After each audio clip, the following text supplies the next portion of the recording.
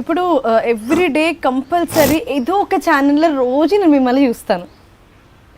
And మీరు సడన్గా మిమ్మల్ని మీరు చూసుకున్నప్పుడు ఆ సిచ్యువేషన్, ఆ సీన్స్, అక్కడ జరిగిన సందడి, లేకపోతే ఏం రోల్ అవుతూ ఉంటుంది, ఫస్ట్ ఏం జ్ఞాపకం వస్తుంది మీ సినిమా రాగానే?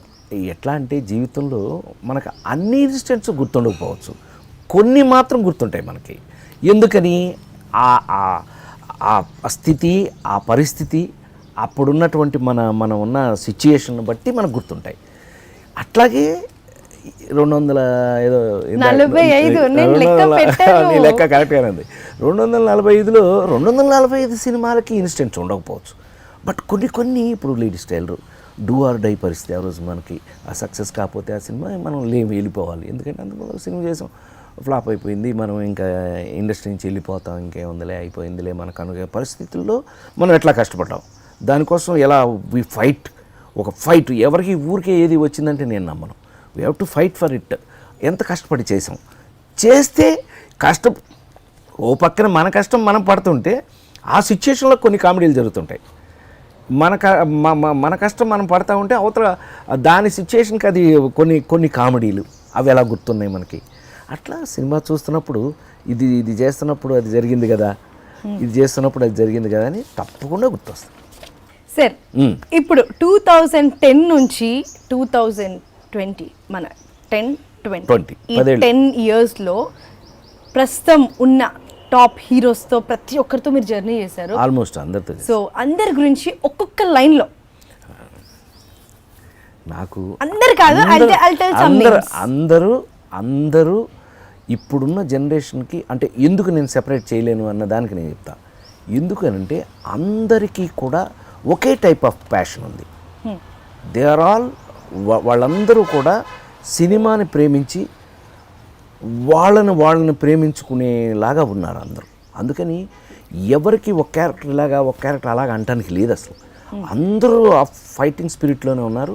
Everybody are fighting for their positions. నాకు అది అందరిలో నచ్చిన కామన్ క్వాలిటీ.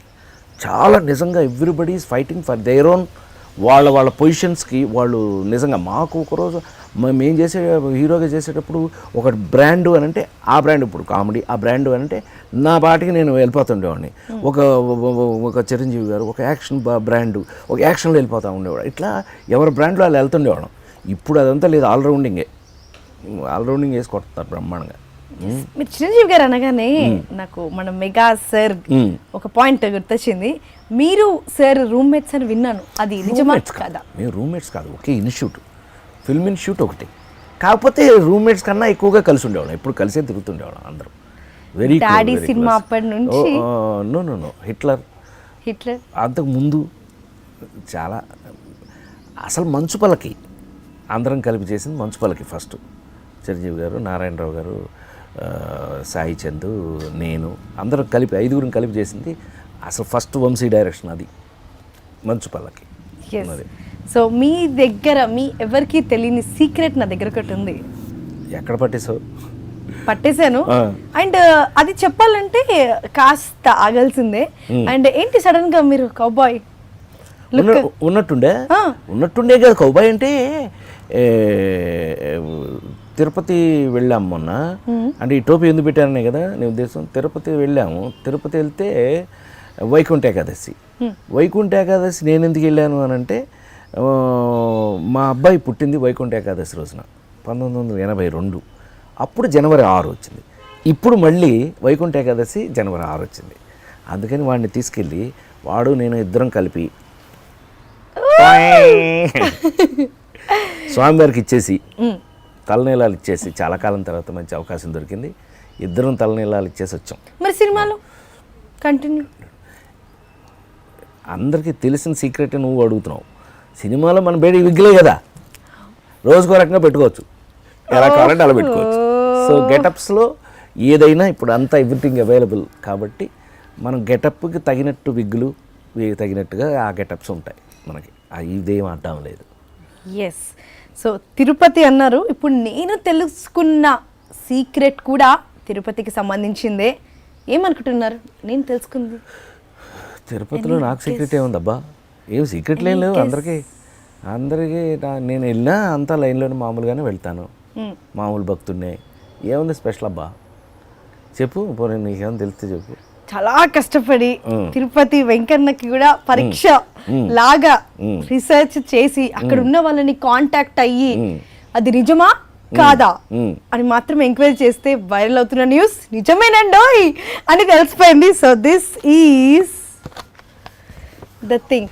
తెలుగు ఫిలిం ఇండస్ట్రీలో ఉన్న Telugu world film industry, world film industry, okay correction, world film ఇండస్ట్రీలో ఎవ్వరికి లేని కాటేజ్ మన తిరుమల తిరుపతిలో రాజేంద్ర ప్రసాద్. తిరుమల తిరుపతి పైన కాటేజీ, అది భగవంతుడు ఇచ్చినటువంటి ఏడుకొండలో వాడు మనకి ఇచ్చినటువంటి భిక్ష.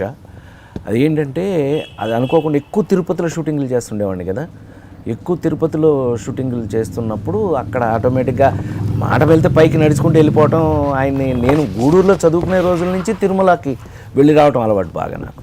సో అనుకోకుండా అక్కడ నాకు మంచి ఫ్రెండ్స్ డాక్టర్ శివప్రసాద్ అని ఎంపీ, చిత్తూరు ఎంపీ చేశారు మొన్నటిదాకా.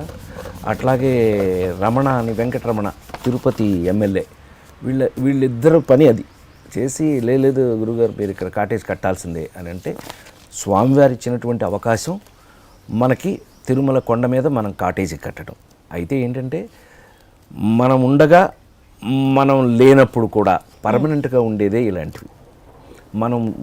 నేను ఎంతకాలం ఉంటాం అంతే కదా, దాటిన తర్వాత ఉండం కదా. మనం వెళ్ళిపోయినా కూడా జీవితంలో మిగిలిపోయే కొన్ని మంచి విషయాలంటే ఇలాంటివి. ఎస్. అండ్ పూరా మన ఇండియన్ ఫిలిం ఇండస్ట్రీలో you are the only person who got in Washington డీసీలో అవార్డ్ హానర్ రావడము, ఆస్ట్రేలియాలో రావడము. అవును, we all feel very proud of you sir. Thank you. And ఆ టైంలో నేను కలవలేదు, ఇప్పుడు ఆ కంగ్రాచులేషన్స్ చెప్తున్నా నేను. Thank you. ఎందుకంటే అంటే నిజంగానే ఇండియన్ న్యూజెర్సీ అసెంబ్లీ కదా, ఇప్పుడు మనకి ఇండియాలో కనుక తీసుకున్నట్టయితే ఒక్కొక్క రాష్ట్రం, ఆ రాష్ట్రంలో అసెంబ్లీ ఉంటుంది కదా, అట్లా న్యూజెర్సీ అసెంబ్లీలో వాళ్ళందరూ తీర్మానం చేసి మనకి ఇచ్చిన సన్మానం. ఎస్. అట్లాగే ఆస్ట్రేలియన్ పార్లమెంట్ హాల్లో ఒక పండగ సందర్భంగా మన తెలుగు వాళ్ళందరూ ఏంటి అడిగితే, తెలుగు వాళ్ళందరూ అడిగిన కోరిక మేరకి ఆ పార్లమెంట్ హాల్లో నాకు సన్మానం చేశారు. అట్లా ఈ రేర్గా జరిగేటటువంటి విషయాలు. లేడీస్ టైలర్ సినిమా తీసినప్పుడు అయిపోయిన తర్వాత తెర మీదకి ఇంకొక 2-3 డేస్లో రిలీజ్ అవుతుంది అన్నప్పుడు ఇంటర్నేషనల్ లెవెల్లో సినిమా పోతుంది అని కాస్త అజంప్షన్ అయిందా ఎక్కడైనా? ఏమి అసలు అప్పుడు టెన్షన్ తప్ప ఇంకేం లేదమ్మా. ఎందుకంటే నేను చెప్పాక ఇందాక డూ ఆర్ డై పరిస్థితి అప్పుడు మనకి.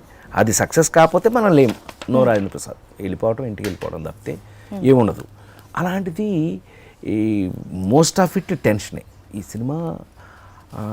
ఎందుకంటే సినిమా రిలీజ్కి ముందు ఎవరో కొనలేదు ఆ సినిమాని, అదొక టెన్షను. ఎవరో కొనలేదు. ఇది అసలు కామెడీ, ఫుల్ లెంగ్త్ కామెడీ అనే సినిమాని అసలు ఇంతవరకు ఎక్స్పీరియన్స్ లేదు వాళ్ళకి.